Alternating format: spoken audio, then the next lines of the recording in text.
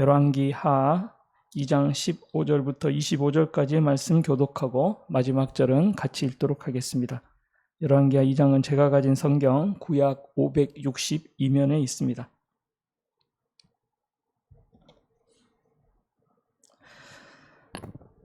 맞은편 여리고에 있는 선지자의 제자들이 그를 보며 말하기를 엘리야의 성령이 하시는 역사가 엘리사 위에 머물렀다 하고 가서 그에게로 나아가 땅에 엎드려 그에게 경배하고 이르되 당신의 종들에게 용검한 사람 50명이 있으니 청하건대 그들이 가서 당신의 주인을 찾게 하소서.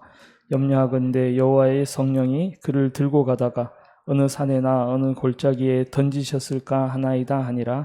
엘리사가 이르되 보내지 말라 하나 우리가 그로 부끄러워하도록 강청함에 보내라 한지라. 그들이 50명을 보냈더니 사흘 동안을 찾되 발견하지 못하고 엘리사가 여리고에 머무는 중에 무리가 그에게로 돌아오니 엘리사라 그들에게 이르되 내가 가지 말라고 너에게 이르지 아니하였느냐 하였더라. 그 성읍 사람들이 엘리사에게 말하되 우리 주인께서 보시는 바와 같이 이 성읍의 위치는 좋으나 물이 나쁨으로 토산이 익지 못하고 떨어지나이다. 엘리사가 이르되 새 그릇에 소금을 담아 내게로 가져오라 하매 곧 가져온지라. 엘리사가 물 근원으로 나아가서 소금을 그 가운데에 던지며 이르되 여호와의 말씀이 내가 이 물을 고쳤으니 이로부터 다시는 죽음이나 열매 맺지 못함이 없을지니라 하셨느니라 하니 그 물이 엘리사가 한 말과 같이 고쳐져서 오늘에 이르렀더라. 엘리사가 거기서 베델로 올라가더니 그가 길에서 올라갈 때에 작은 아이들이 성읍에서 나와 그를 조롱하여 이르되 대머리여 올라가라 대머리여 올라가라 하는지라.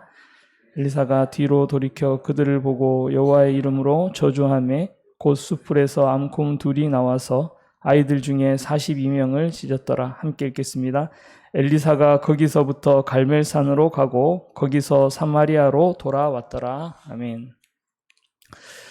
열왕기하 본문을 우리가 묵상하고 있습니다. 열왕기하는 크게 분열 왕국 시대의 북이스라엘의 멸망에 대한 말씀과 18장부터 25장까지는 홀로 남은 남유다 시대와 남유다의 멸망에 대한 말씀으로 크게 나누어 볼 수 있습니다. 그리고 열왕기 전체의 3분의 1가량이 엘리사의 사역에 대한 이야기를 담고 있습니다. 열왕기의 말씀이 왕들에 대한 이야기가 주가 되어야 할 것 같지만 이스라엘 왕 40여 명 중에서 긍정적인 평가를 받는 이들이 몇 명 되지가 않습니다. 대부분이 부정적인 평가를 받았는데 그런 왕들의 통치 하에서 고통받고 있는 백성들에게는 하나님의 손길이 필요했기 때문에 열왕기하 2장부터 9장까지는 왕이 아니라 선지자의 사역을 통해서 하나님께서 베푸신 그 기적을 비중 있게 다루고 있습니다. 어제 본문은 엘리야가 하늘로 올라가는 내용이었고 오늘 본문은 엘리사가 그의 선지자직을 공인받고 사역을 시작하는 내용을 담고 있습니다. 엘리사는 회오리 바람을 타고 하늘로 올라가는 그 자신의 스승 엘리야를 보고 내 아버지여 내 아버지여 이스라엘의 병거와 그 마병이여 하고 외치는 것을 볼 수가 있습니다. 왜 엘리야를 보고 이스라엘의 병거와 그 마병이여라는 이 표현을 쓰는 것일까요? 이 표현은 나중에 한 50여 년 뒤에 엘리사가 죽게 되었을 때도 요아스가 똑같이 하는 말입니다. 이스라엘을 지키고 수호하시는 분은 오직 여호와 하나님이시지만 하나님의 능력이 엘리야와 엘리사를 통해서 나타났기 때문에 이런 말을 하는 것입니다. 수많은 병거와 마병으로 지키지 못하는 나라가 엘리야, 엘리사 같은 선지자로 인해서 보호받고 있었기 때문에 선지자가 떠나는 것을 보고 안타까워서 외치는 말이 이스라엘의 병거와 그 마병이여라는 표현입니다. 이 세상에 그 어떤 군대보다도 더 큰 능력이 엘리야와 엘리사에게 있었던 것입니다. 스승인 엘리야가 하늘로 올라가는 것을 본 엘리사는 아마 괴롭고 답답한 마음이었을 것입니다. 하지만 갑절의 영감을 원했던 그 영적 장자 승계를 원했던 그에게 엘리야의 겉옷이 떨어지는 것을 볼 수가 있습니다. 엘리야 선지자가 말한 대로 내가 어려운 것을 구하지만 나를 내게서 데려가는 것을 내가 보면 그 일이 내게 이루어지리라고 하신 그 말씀대로 엘리야의 영적 권위를 상징하는 그 겉옷이 엘리사에게 이어진 것을 성경이 말씀하고 있는 것입니다. 다시 요단강을 건넌 엘리사는 여리고로 갔습니다. 거기 선지자 생도들이 나와서 엘리야를 마중하는데 엘리야의 성령이 하시는 역사가 엘리사 위에 머물렀으니 그를 지도자로 존경하고 따라야 된다고 생각하고 그 앞에 모두 엎드리는 것을 볼 수가 있습니다. 그런데 그들은 엘리야의 시체를 찾게 해달라고 엘리사에게 강권합니다. 엘리사가 하지 말라고 했지만 듣지를 않습니다. 거기다가 하는 말이 가관입니다. 여호와의 성령이 그를 들고 가다가 어느 산에나 어느 골짜기에 던지셨을까 한다라고 말하는 것을 볼 수가 있습니다. 하나님에 대한 그 이해가 아주 부족한 것을 볼 수가 있습니다. 하나님의 선지 생도라고 하는 사람들의 수준이 이 정도니까 그 당시에 그 패역한 문화와 하나님을 알지 못하는 그 상황들이 나라 전체에 심하게 퍼졌던 것을 알 수가 있습니다.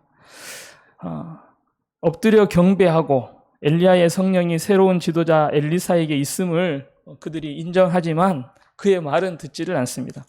역시나 하고 싶은 대로 하는 것을 볼 수가 있습니다. 그러나 역시 엘리야의 시체를 찾지 못하고 돌아옵니다. 그러자 엘리사가 이렇게 말합니다. 내가 가지 말라고 하지 않았느냐라고 말을 하는 것입니다.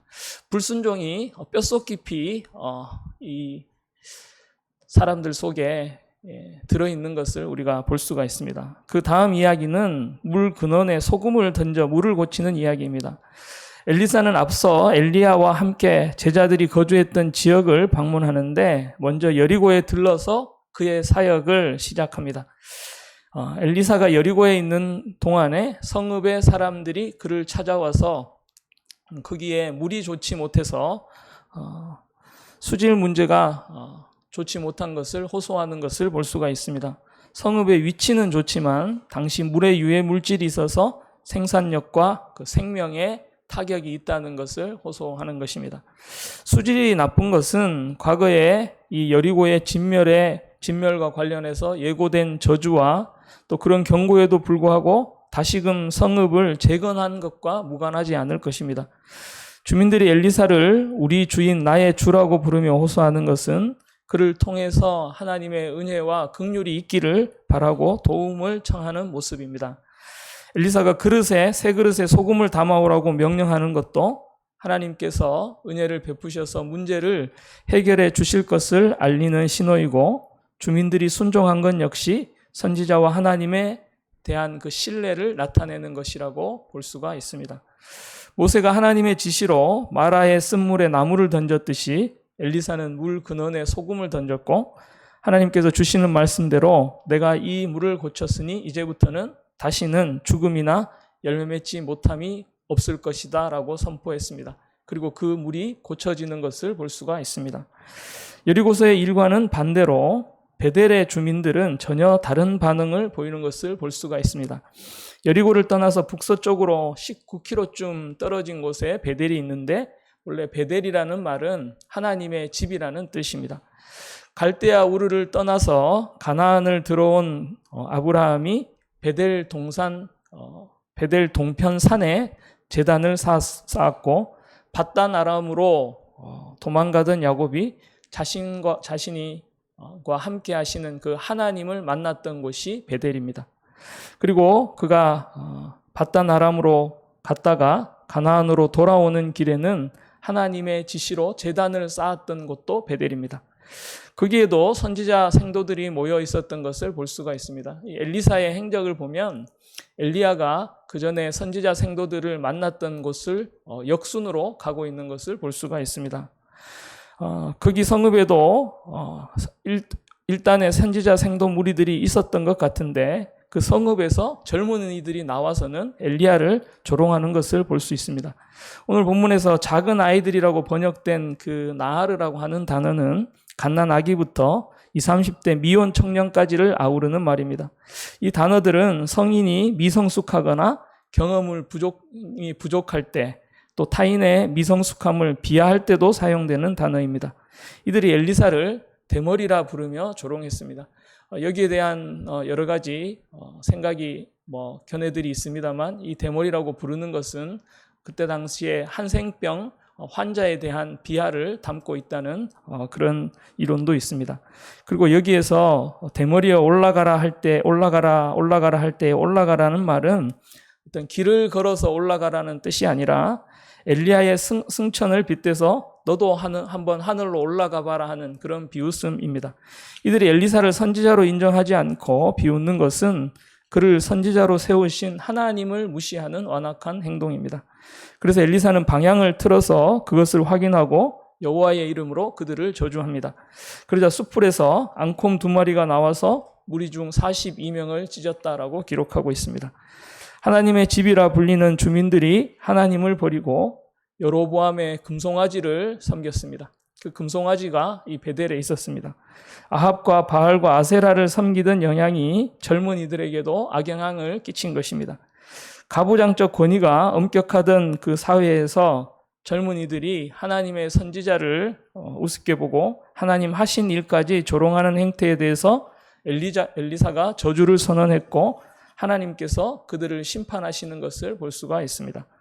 하나님의 선지자로 성숙한 길을 따르는 이들이 많지 않은 시대에 하나님께서 특별한 능력을 주셔서 세우신 엘리야와 엘리사는 타락한 환경 속에서도 특별한 능력으로 하나님 나라를 대표할 뿐만 아니라 어둠의 권세와 마주해서 싸우는 하나님의 사람으로 서 있었던 것입니다.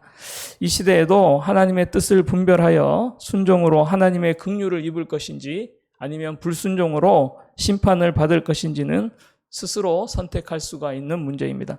우리 각자에게 하나님의 말씀이 심겨져서 하나님의 뜻에 순종하며 하나님의 은혜를 경험하는 저와 여러분 되시기를 주님의 이름으로 축원합니다. 기도드리시겠습니다.